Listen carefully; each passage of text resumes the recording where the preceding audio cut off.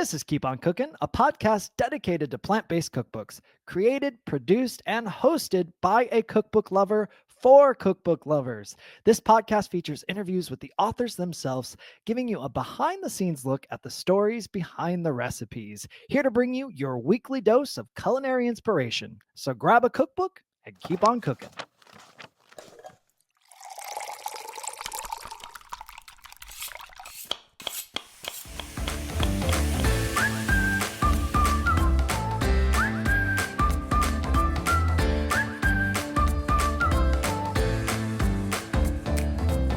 I'm Dustin Harder, and this is Keep On Cooking.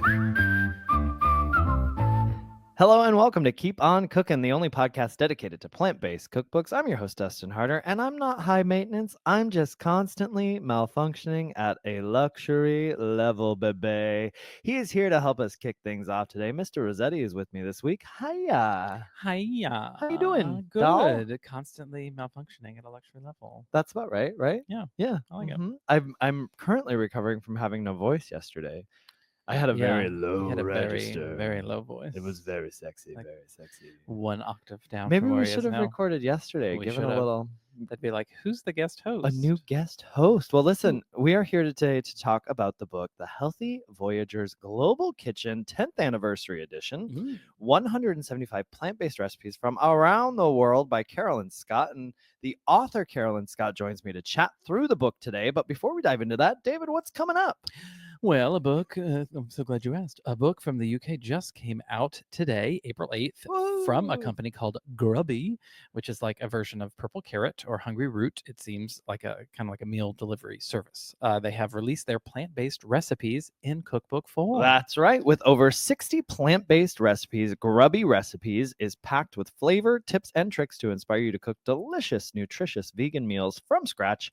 Tried and tested on Grubby's 100,000 strong fan base, these speedy meals take less than 30 minutes to prepare and are packed with protein and plants. Ooh, so the name of the book is Grubby Recipes and is available to order now, and looks like it's loaded with some fun stuff like butternut squash risotto, gochujang mac and cheese, Yes.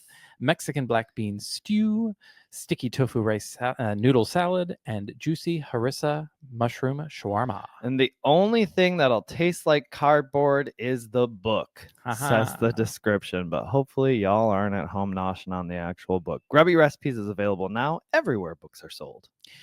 And now it's time for No Reason Not to Know Something. Well, that's right. Now, seeing as how Carolyn, our guest today, is an avid traveler and has been showing folks how to eat and travel via her series Healthy Voyager, and this cookbook is called Healthy Voyager, I asked Google, what was the first vegan travel series?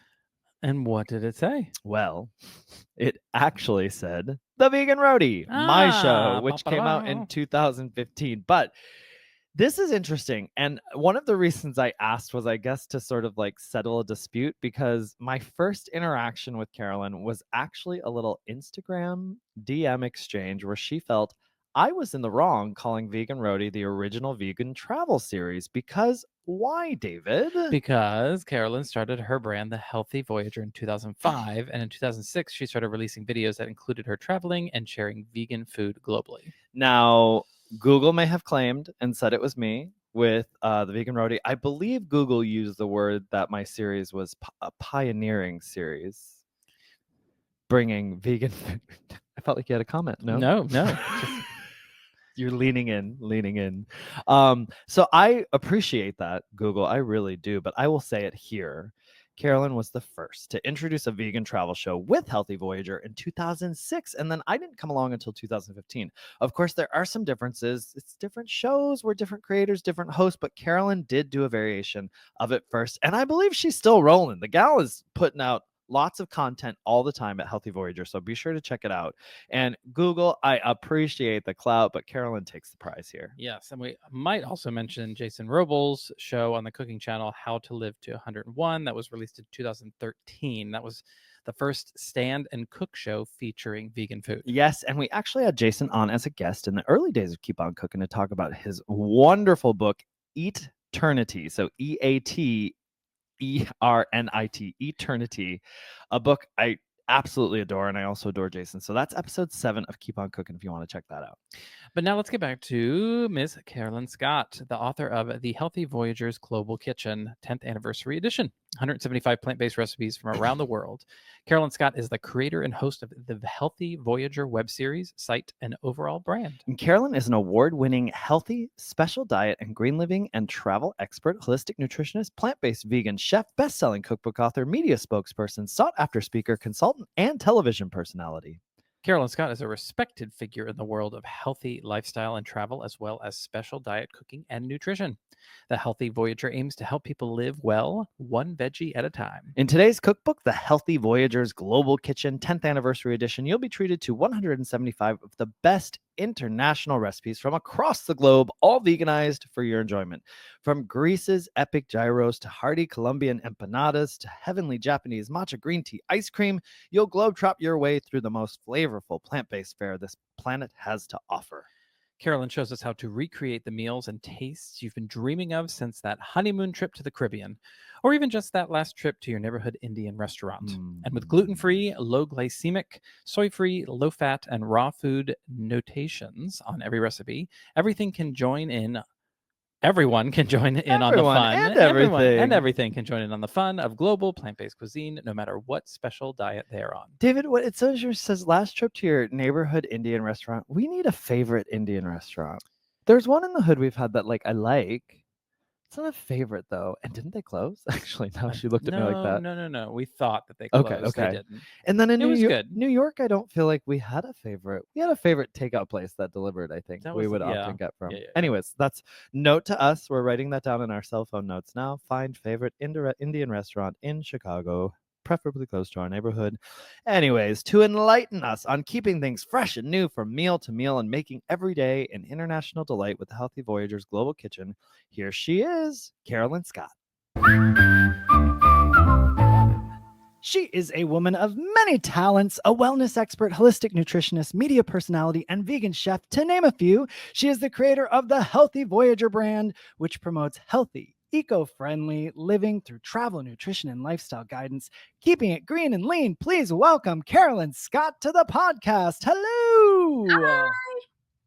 So glad you're here. We're going to start with your icebreaker question.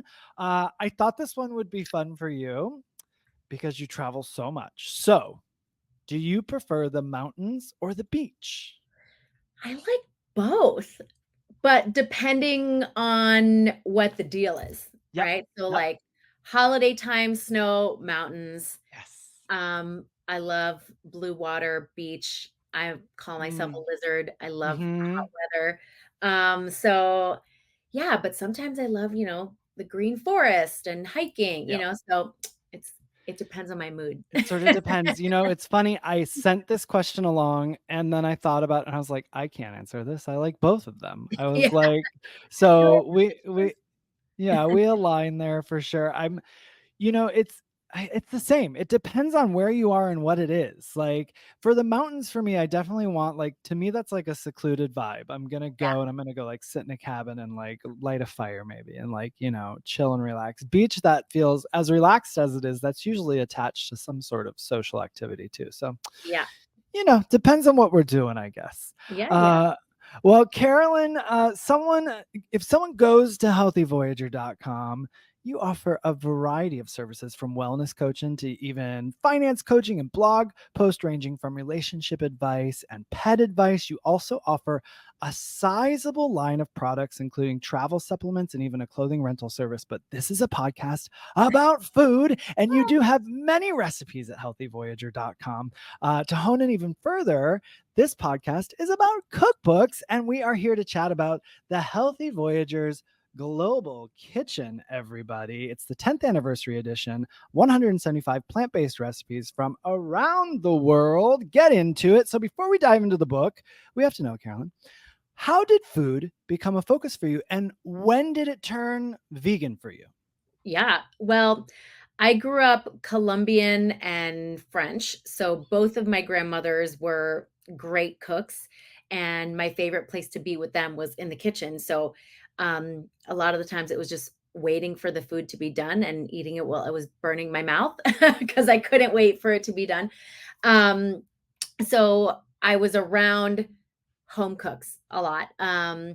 So, food was a big part of our life. Being, Hispanic, everything's food, Christmas, New Year, whatever, anything was, it's all food, getting together, food. Mhm. But I went vegan in 98. So I pretty quickly started to veganize some of my favorite dishes that I had grown up with. And, back then it was much more difficult. Mhm. But I was able to find certain things that would help. But now, oh my gosh, it's like so easy to veganize anything. Back then, you had to be really creative Yeah. and it didn't always come out. You were Yep. like, oh, that'll do. It's Cross your fingers. serviceable. Yeah. Yeah, yeah, Yeah. yeah, yeah, yeah, But yep. now it's like, forget it. I Yeah. can totally dupe anything. Yep. Yeah, it's wild how it's shifted. Now, do you find you've learned your lesson on burning your mouth?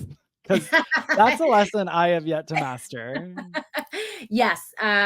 Yeah, I remember my grandma, she used to make our empanadas, the Colombian Uh-huh. empanadas, and she'd take them right out of the fryer and put them onto like a paper towel to drip the. I didn't even care. I would You're grab like, them, burn yeah. my hands, Oh, squeeze the delicious. lime, but I couldn't wait for them to be done. I don't do that anymore. Yep. Good for you. Good for you. There's still Patient in my sometimes old age. I catch myself going for it sometimes now and I'm like, what are you doing? Like, you know better. Like, you're going to burn your mouth. Well, then try it. Well, I No. I ask all of my guests this question. Do you remember what your first vegan cookbook was that you owned of somebody else's that Yeah, inspired it you or was. that you cooked from the most? Yeah, it was how it all began. Who's the author? Do you remember?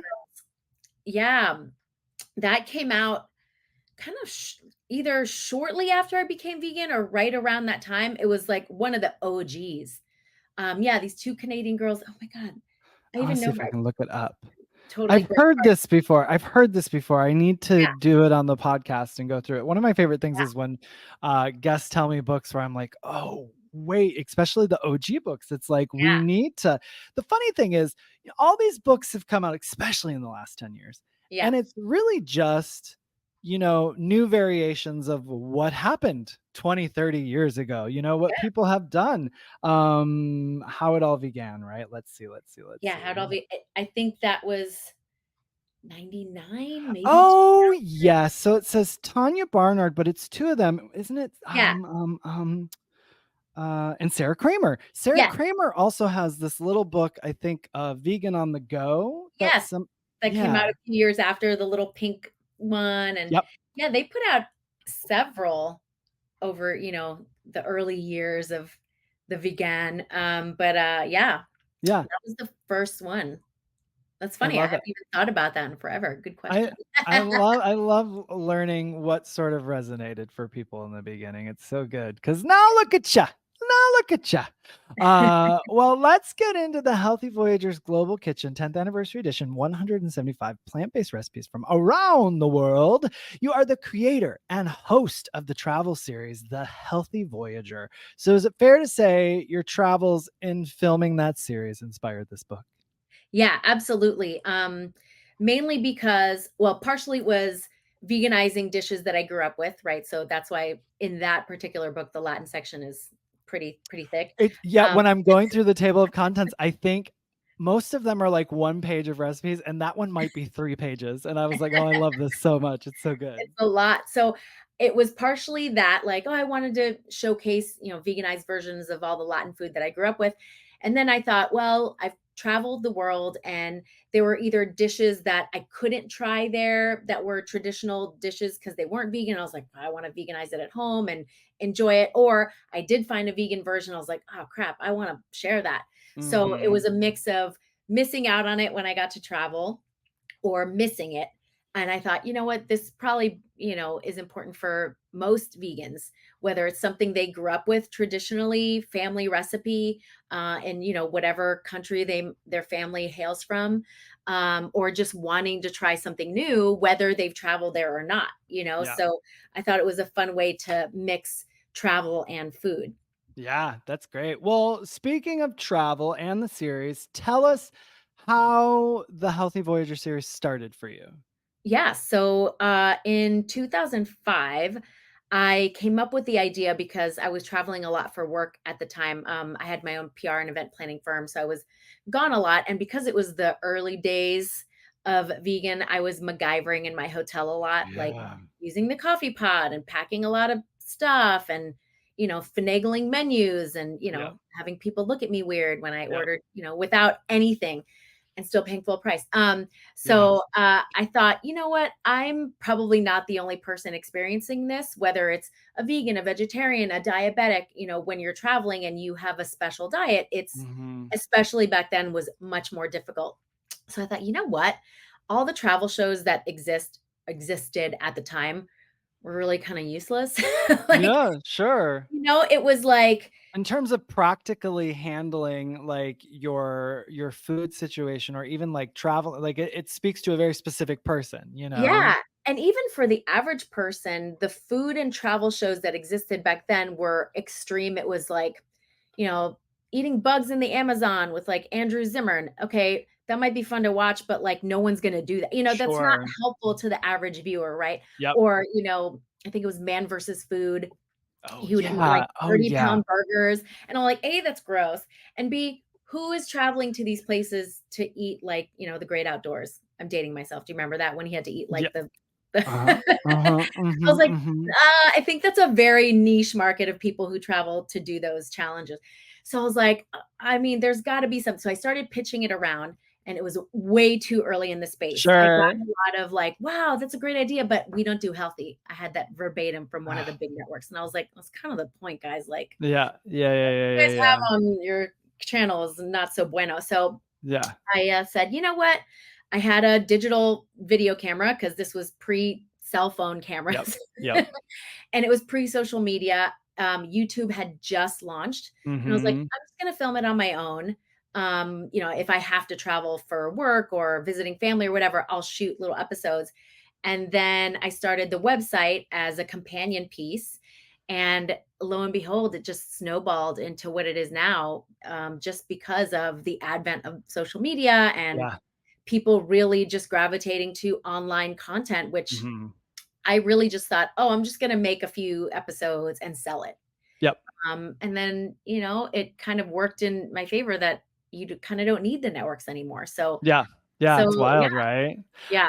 I had you mentioned Man versus Food, and it reminds me, I had a lovely, cameraman on, Drew on the Vegan Roadie, and he said to me, "Why don't you do, like, a Man versus Food version of this?" And I was just remember feeling like, "Because that's disgusting, like, that is Oh, disgusting, like, I'm not and it's not practical." Again, yeah, who's going around being like, yeah, "Oh, give me that 30-pound burger." I'm getting yeah, like, "Bleh." yeah. So I feel you on that. When you said that, I was like, "Oh, yeah." I had, like, a Like, triggered memory there. oh, yeah. Oh, goodness. Well, we got a lot of ground to cover here because we're getting global. Chapter 1 is an introduction offering people a glimpse into the basics, which we love. You chat about ingredients and shopping and kitchen tips. And when it comes to a book like this that is globally inspired, what are some tips you can give the at-home cook on stocking their pantry?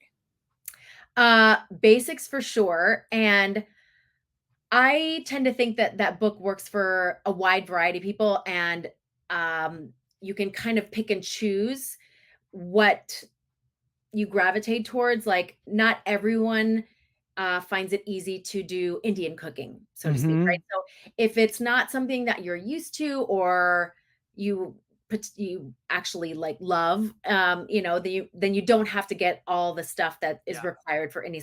So I would say stock the basics for the cuisine that you want to cook. So let's say again, we'll just go back to the Latin one because it's easy.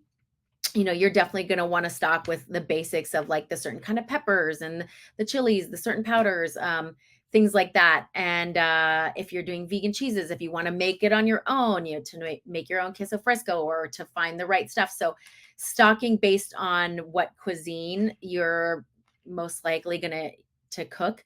And that just goes for everything, not even just my cookbook. To find the flavors that you gravitate to more. And a lot of the times you can use your own flavor profile in any cuisine, Mhm. put your own spin on it. So I always think that stocking your pantry is personal.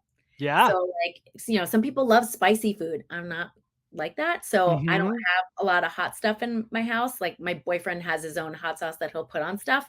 But I'm like, that's great. I don't need to Yeah. cook with a lot of spice. So it really just depends on your palate. Yeah, and I think for this book too, like you're saying, you're sort of adjusting it to your palate, but then when you're looking at the different chapters, if you get really invested one, like if someone's super invested in the Italy chapter, who wouldn't be, first of all? But like, then maybe they'll start like stocking specific things for that. So I can see where it depends really on what you gravitate towards and what you're going to stock with. Yeah, yeah. Uh, well, chapters in here are divided by country. Chapter 2 is the USA. So, what was a no when you're thinking about the US? What was a no-brainer recipe for you for this chapter? Oh, burger. Yeah. Um, that's what I and back when I wrote so the original cookbook, the first edition came out in I wrote it in 2010, I think. Yeah, I wrote it in Yeah. 2010, it Yeah. came out in 2011. Mhm. So when I updated it, for the 10th anniversary edition, um, I was able to like, and we were talking about so much has changed in the scope of vegan cooking that I was able to update recipes with newer ingredients or newer techniques, things like that.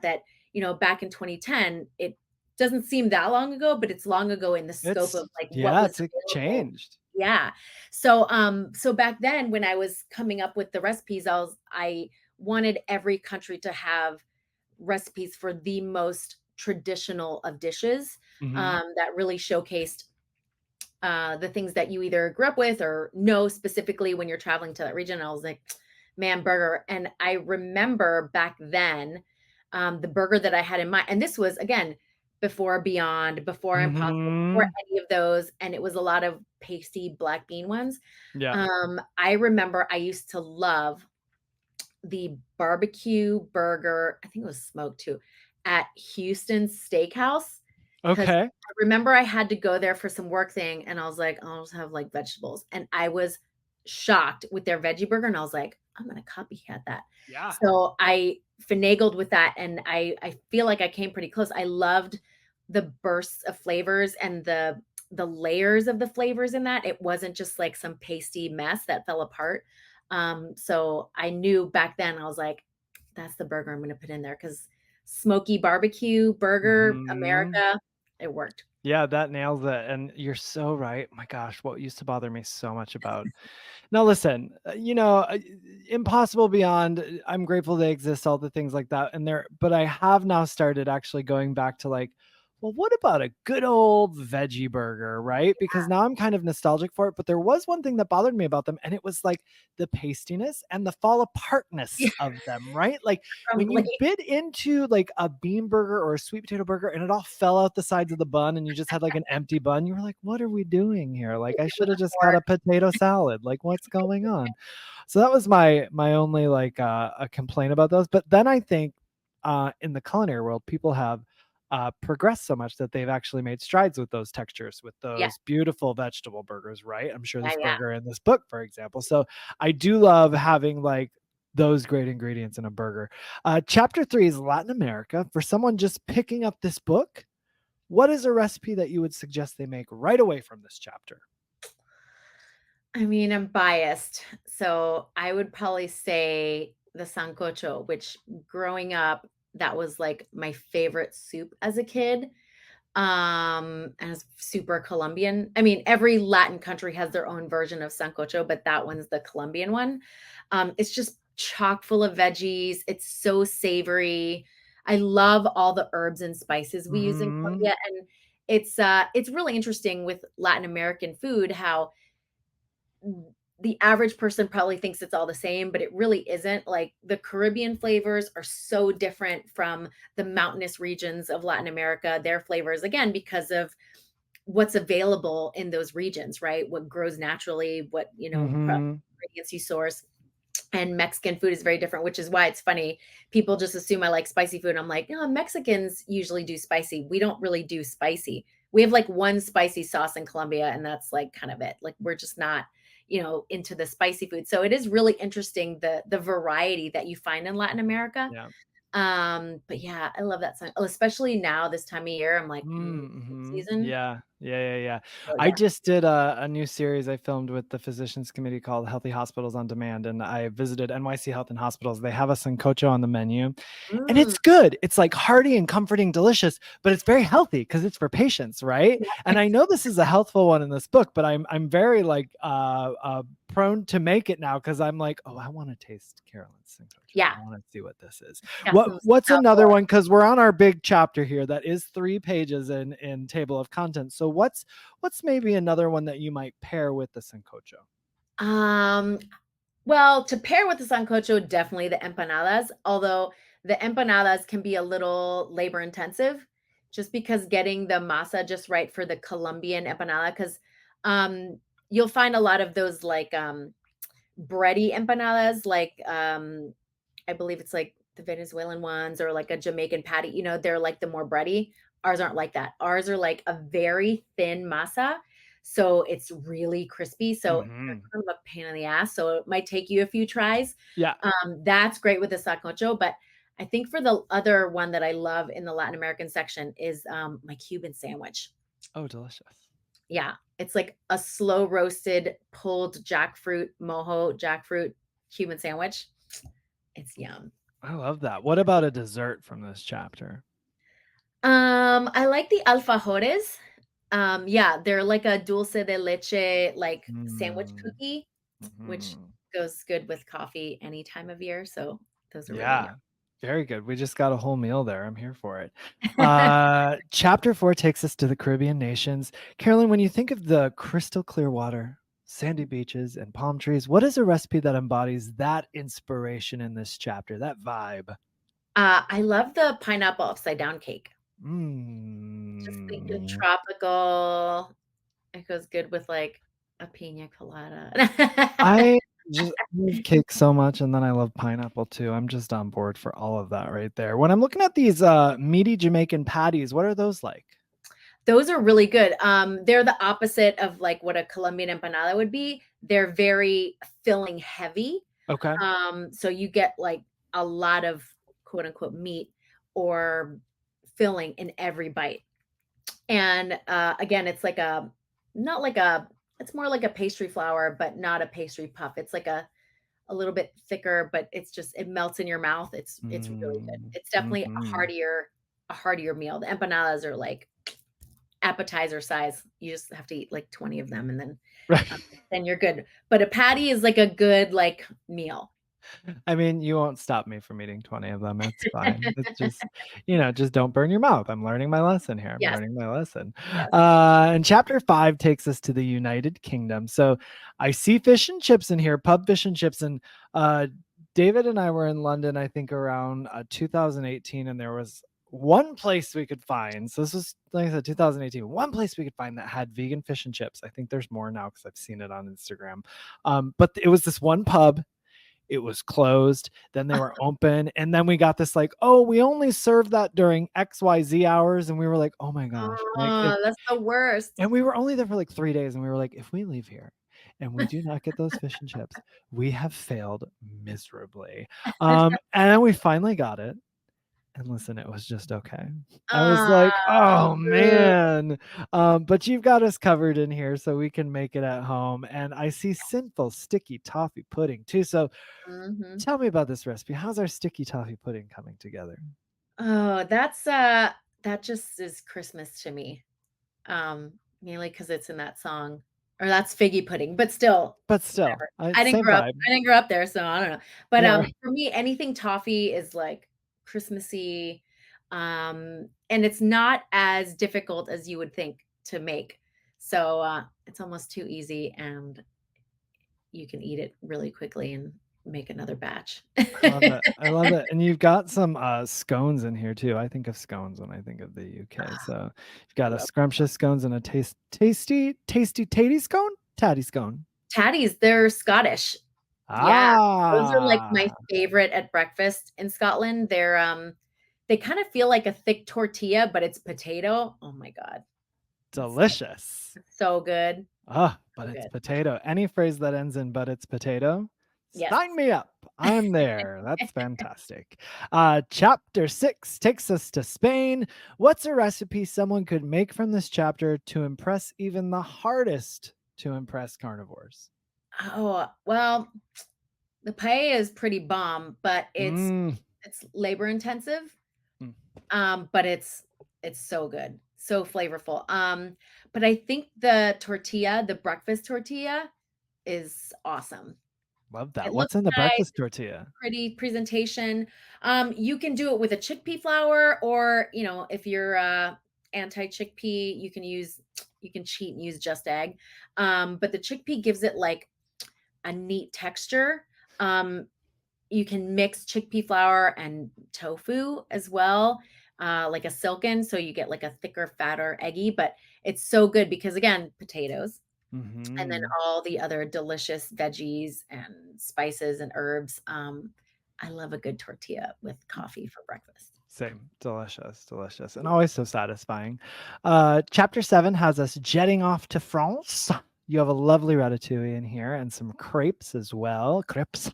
What is a must eat for you in France that you recreated in this chapter for us? Oh God, croissants.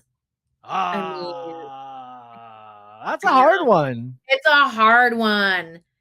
I know You probably it's had to test and test and test till oh you my felt God. good. And then when I had my recipe testers do it, I felt bad for them, but I was like, you know Yeah, what? If you really want like a killer croissant, you got to do it yourself or find the right bakery. yeah. Now there are like plenty of vegan bakeries.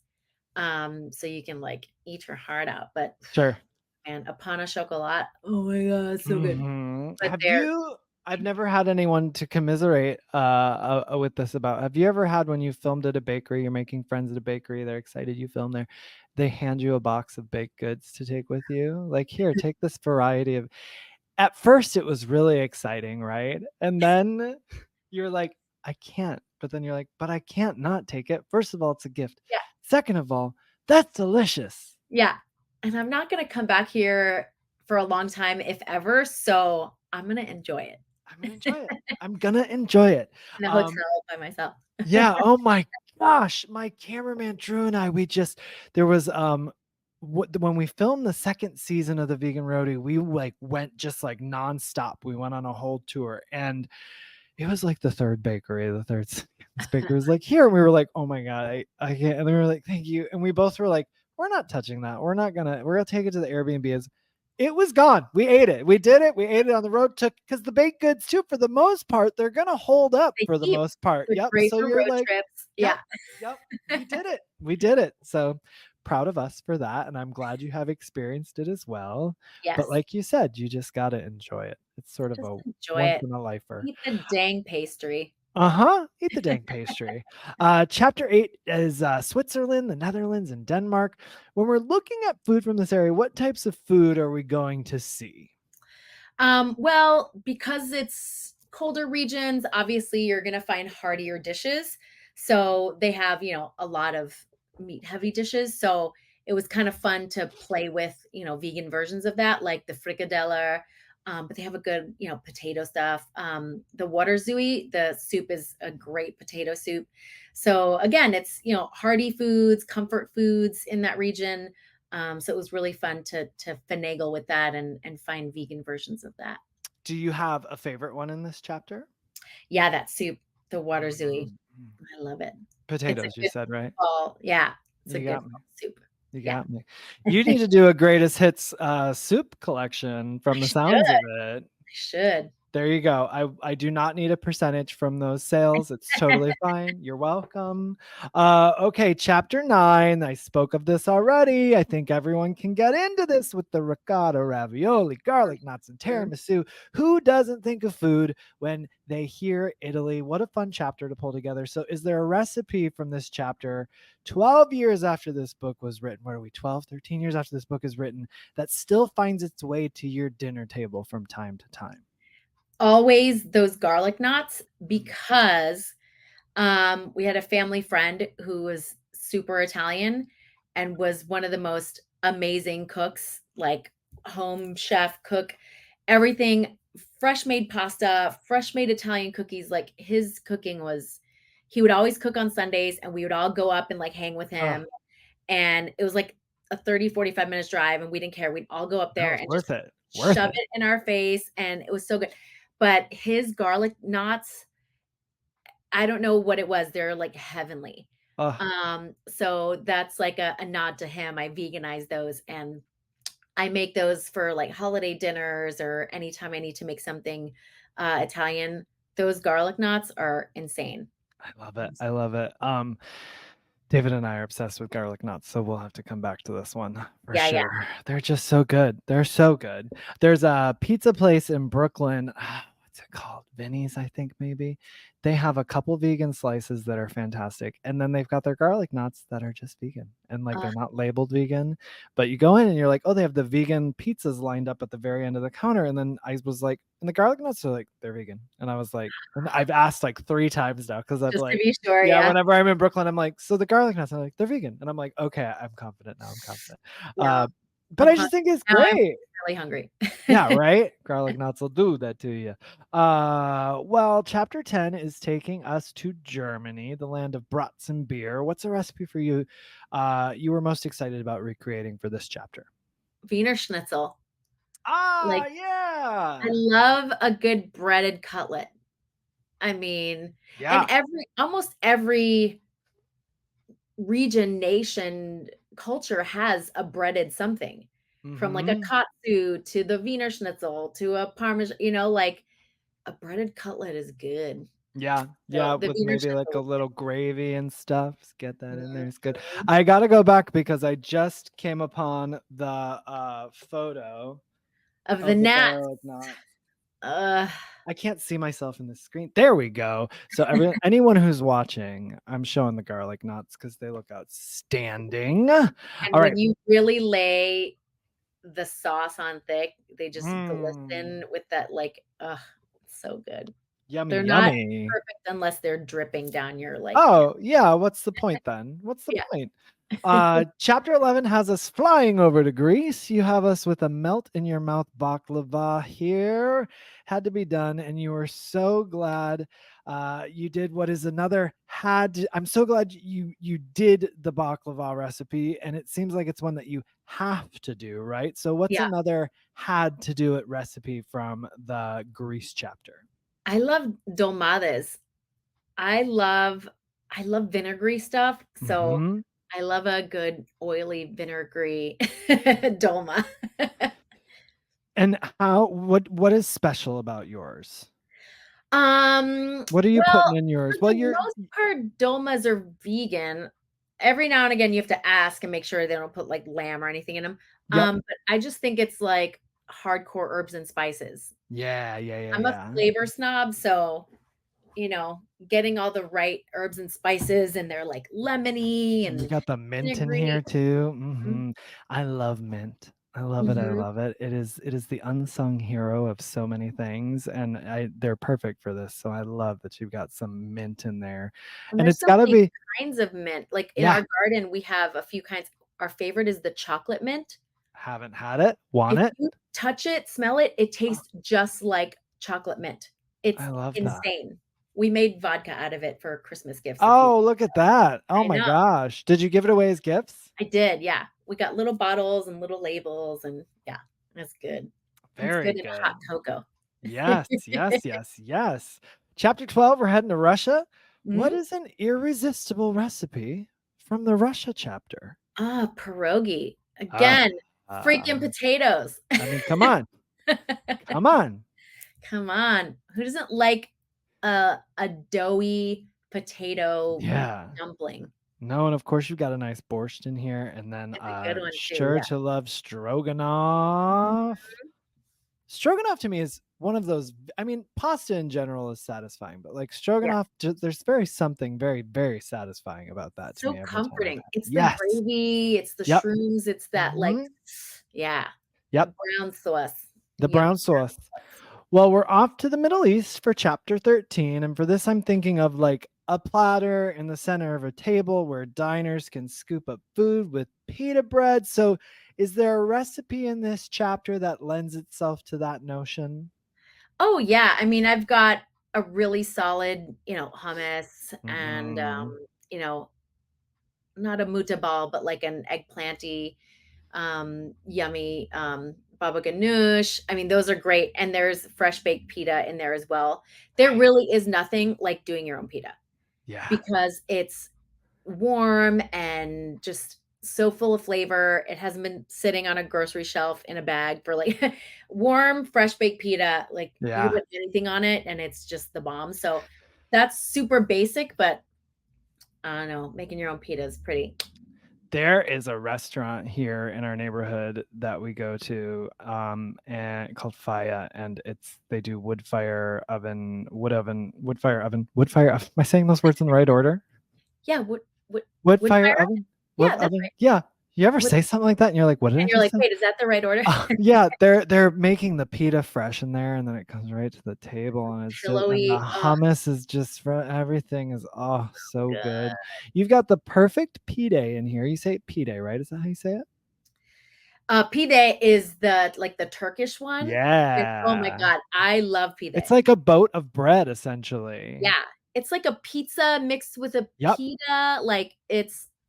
I love pide. There's a vegan restaurant in New York called Anixi, but they've got like several on the menu, and I just realized I'm going there next week. I need to put this on the list to go eat there. Do it. David hasn't been there. I got to take David there because it was delicious. It's exactly what you're saying. It's a combination of all those things, and it's so Yeah. good. So good. We're heading to Africa for chapter 14. So, what was a recipe for you that was so impressive? You made sure it was in the Africa chapter. I like the injera. Again, it's a Mhm. bread, but it's not a commonly used flour here. So the the injera tastes so different than any other. It doesn't taste like a pita. It doesn't Mhm. taste like a sour, nothing like that, but it's so good. It's actually really good for your gut health. And again, it's so good with like the polenta that's in there Mhm. that I have in that recipe, that chapter. Again, just I love a dippy bread, Yeah. and it's Yeah. really fairly easy to do the injera. I've almost made it a couple times, and it is not intimidating, the recipes that I've found for it. And Hmm. and I usually end up not because I'm just like, I'm gonna go to the restaurant, get it. Yeah, I know. Like, but it's that thing when you cook food all the time, you're kind of like, oh, I want to do it because I know I can do it and I can follow this recipe. But then I'm like, oh, I can just go get the food. But it's delicious, spongy bread. You like, Yes, sop all the goods up with it. It's stop all the amazing. good stuff. All right. So we are on to, where's this taking us? Where are we now? We just did, what did we do? Oh, we did Africa. We did Africa. Great. Okay. So now we're in chapter 15. I'm telling y'all, this book is so expansive. It's easy to get lost in all these wonderful recipes. So, chapter 15 is India.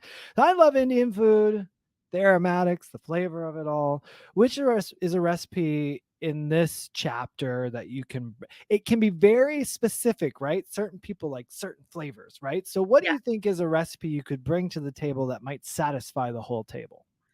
I love the aloo gobi Mhm. potato again. Yeah. I think I think the potato is universal, right? Like everyone likes a potato dish, right? Yes. And a potato dish with flavor, you know, with some good naan. The Yep. garlic naan in there is yum. Oh, Again, it's the yes. dipping of the bread. Like I'm only choosing carbs. That's because why not? Why not? I'm You like, oh know? Enjoy yeah, the pastries, enjoy the carbs, yeah, enjoy the Indian food, enjoy it yeah, all. yeah, yeah, Oh, yeah. I love it. Oh, well, chapter 16, we're going to China, and I love seeing wonton soup in here. No doubt these recipes are better than takeout for our health, which is always great too. So, Yeah. what is the number one dish you would recommend to someone to make from the China chapter? I do love the wonton soup because it's very difficult to find a vegan wonton soups. A few places have them. Like I know Din Tai Fung just started theirs about a year ago, but not every city has a Din Tai Fung. And it's good, but I also feel like the broth needs a little something something. Sure, sure. So making it at home, again, making those dumplings, making the wontons is much easier than you think. Yeah. They're not as labor intensive as you think. So, man, again, soups, a good wonton soup, like a yummy broth. Mm. Have you ever made, I'm looking at don'ts before I speak without reading here. Have you ever made scallion pancakes before? Yes. They're very labor intensive, aren't they? Because there's layers in them. You have The to like, layers. yeah, Yes. yeah, yeah, yeah, yeah. I've And you only think, made them oh, a couple times. yeah, they're so And good though. Oh I my God. try to cut corners and I'm like, I don't need to do that. And every time I'm like, I should have Like, done the thing it yeah, told me to do. Yeah. yeah, yeah. It is true. That's definitely more intimidating than like a dumpling or Yeah. a egg roll or Yeah. anything like that. Yeah. There was a place in Atlanta called Harmony Vegetarian that was all vegan, and they had scallion pancakes on their menu before the pandemic.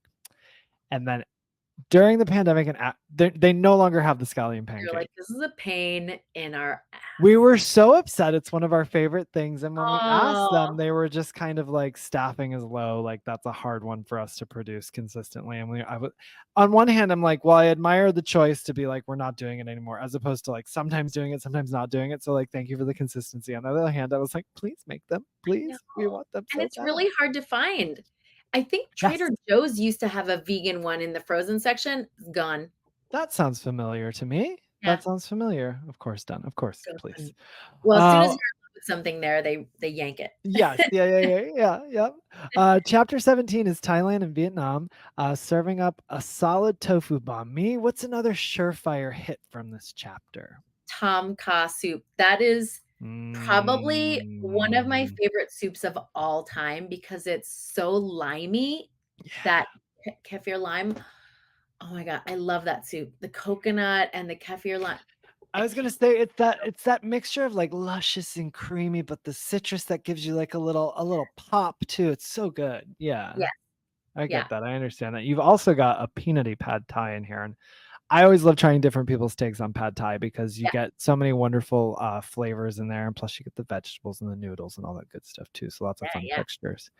Well, our final chapter is chapter 18. It is Japan, from dumplings to tempura. You are covering some treasures in this chapter.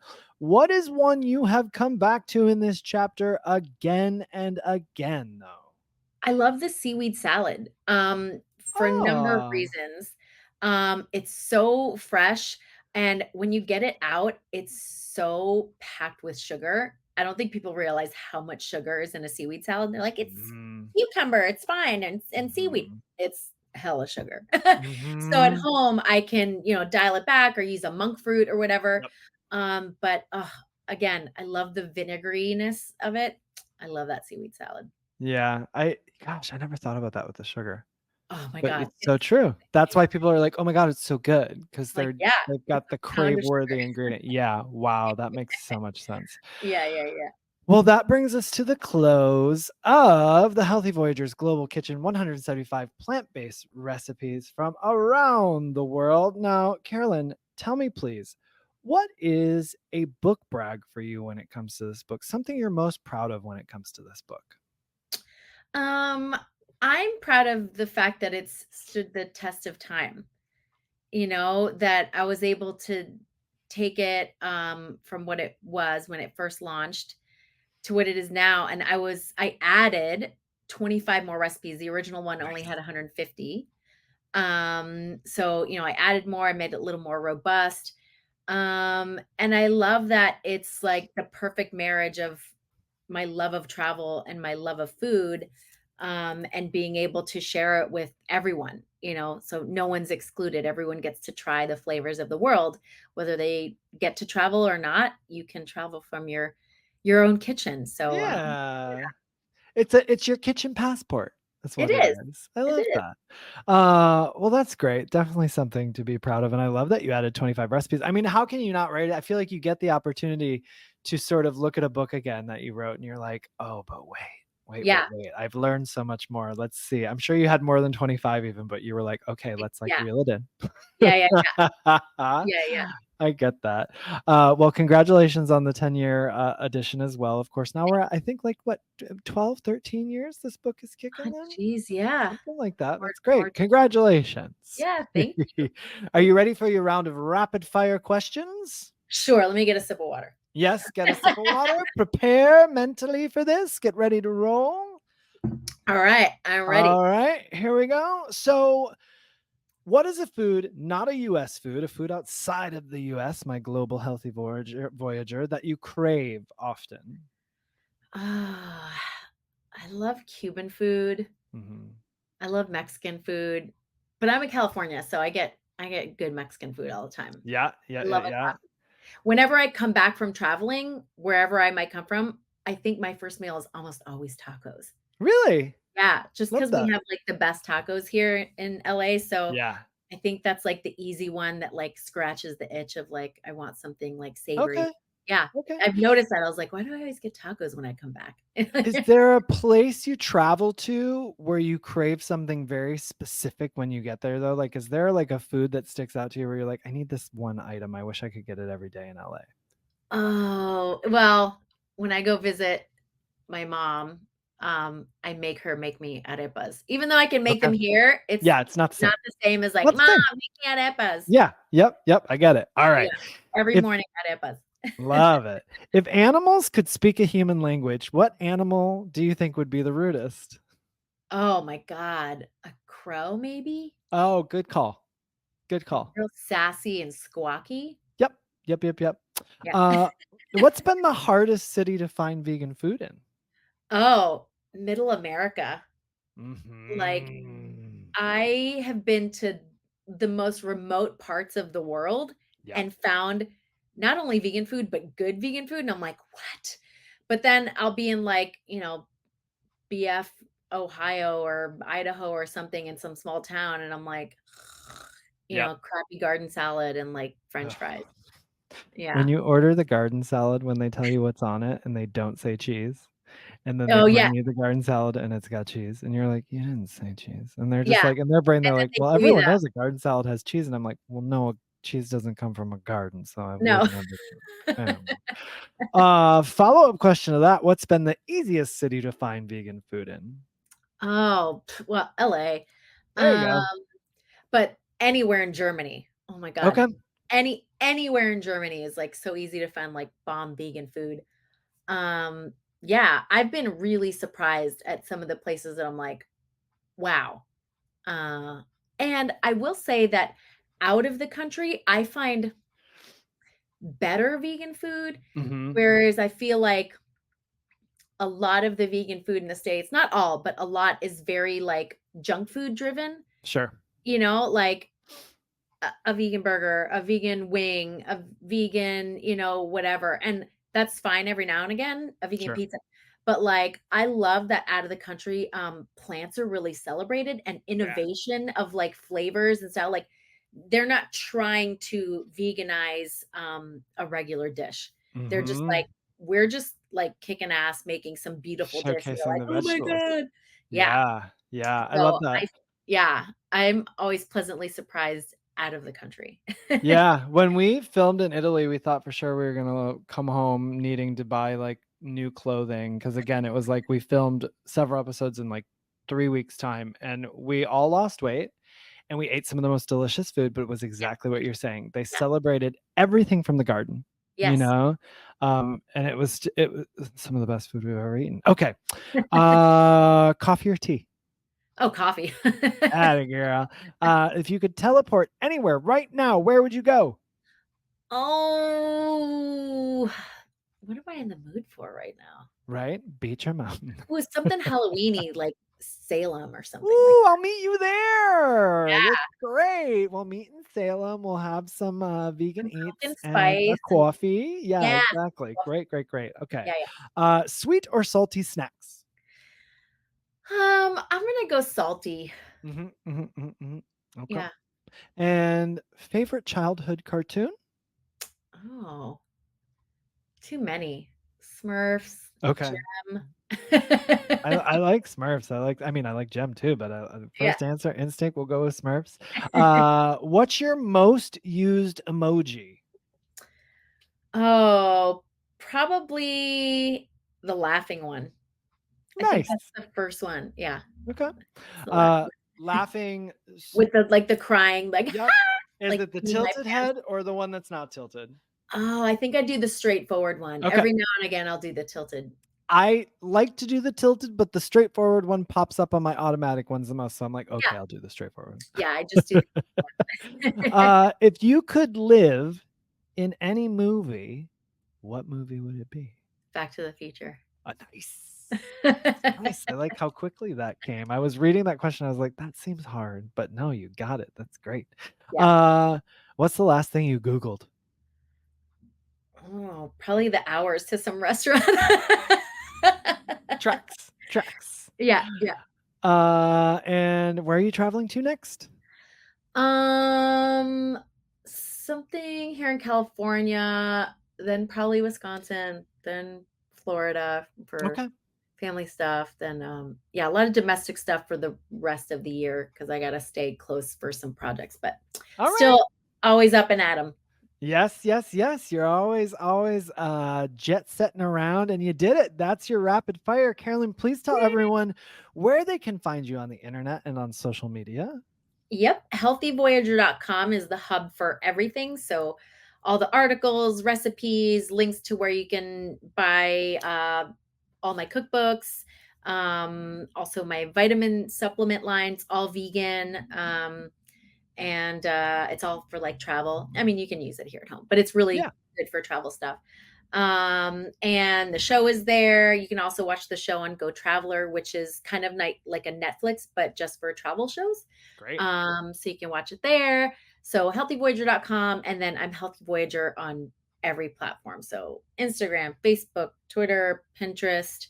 On YouTube, it's Healthy Voyager TV. But if you just look up Healthy Voyager, it's pretty much everywhere. Yeah, you're gonna find it, everybody. And I gotta ask you, I saw on Instagram you've designed a line of vegan and gluten-free grab and go meals that say they're debuting at Phoenix Sky Harbor Airport this fall. Can you tell us anything else about that right now? That's exciting. Yeah, so it's gonna launch this fall, and at Phoenix Sky Harbor Airport, it's gonna be in a couple locations, pre-security and post-security, Terminal 4, I think. And yeah, there are several grab and go dishes, all vegan, all gluten-free, high in protein, which that is such a huge thing that I think we all miss when we get vegan food everywhere. So, and a variety of different proteins. So some are beans, some are tofu, so everyone kind of gets to have a little bit of something, depending on what they get. But yeah, so they're launching there, and hopefully that'll be the first of many airport locations because we need some good vegan options. Oh, I hope so. Congratulations on that. That's lovely. Thank you. What can you give us a sneak peek at what the dishes look like? Any Yeah. So we're starting with 5. We've got a ceviche, which is really yummy. Then we've got a barbecue bowl. So that one's so hearty, and the portion sizes are really hearty. And again, you can eat them on the plane. They're all kind of grab and go cold, so you can eat them cold. But you can warm them up if you want. So the barbecue bowl is yum. I've got one of my favorites, my Southwest quinoa salad. It's like super tangy and lots of yummy herbs and spices. And then we've got a pesto pasta, again, gluten-free. There's tofu cheese on it. So that way you get, some protein. Yeah. And then the dessert is a mocha caramel chia pudding. Fantastic. So again, protein heavy, and you can have it for breakfast. You can have it as dessert, all designed to be able to eat easily on the plane. No garbage ingredients. Like if you look at our ingredient list, it's like, all fresh made, local in Phoenix. So that way it's like delivered fresh, no, preservatives or any garbage. So yeah. Great. Makes me want to fly to Phoenix. So anyone who's flying in and out of that airport, you've got to support this endeavor. You've got to go grab your grab and go meal, take one for the plane, take one for later when you get off the plane, because you always need to eat when you get off the plane too. And you're always running around. You can't find a place to eat. So make sure you get something for before and after. And also make sure you tag Healthy Voyager so Carolyn can see that you're enjoying this delicious food. Okay, everybody, go do it. Also, go get your copy of the Healthy Voyagers Global Kitchen here, 10th anniversary edition, 175 plant-based recipes from around the world, and also Carolyn's latest release, The Healthy Voyagers Global Kitchen Latin America. You can order both of these books at healthyvoyager.com. Oh, there we go. See it in the, Got a little. can't There see it we in go. the freaking background. The magic of technology. Yeah. Well, that's great. We'll have links for everybody down in the show notes there. And Carolyn, thank you for taking the time to chat today. It was an absolute pleasure. Yes, likewise. Thank you so much. Thank you so much for listening. We'd be so grateful if you would rate, review, and subscribe wherever you're listening to this podcast. It really does help us. Yes, thank you so much. And don't forget to check out keeponcooking.com for all of the latest in recipes and Keep On Cooking updates. This has been a Muzzy Cat production.